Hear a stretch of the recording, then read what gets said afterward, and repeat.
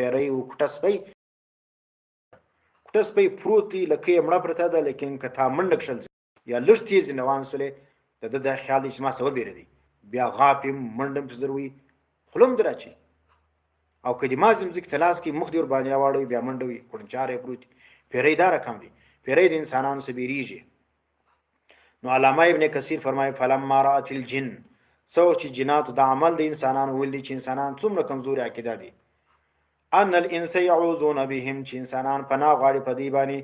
د وجې د بیرې د دې، وینې چې زموږ څه بیریږي پیرانان په دا پوسلو، وینې چې دی زما څه بیریږي، نو زادوهم رهقا، زیاته کېدې لره وینې دا ګمراهي او سرکشي نور زیاته کړله، نور تبارې چې کوم یا پښتانه وایي ورباندې تازه کولی بیا. حتی بقوا اشد منهم مخافة واکثر تعوذا بهم، وینې انا بیا چې کوم دی هغه بیا د انسانان باندې بیا بازي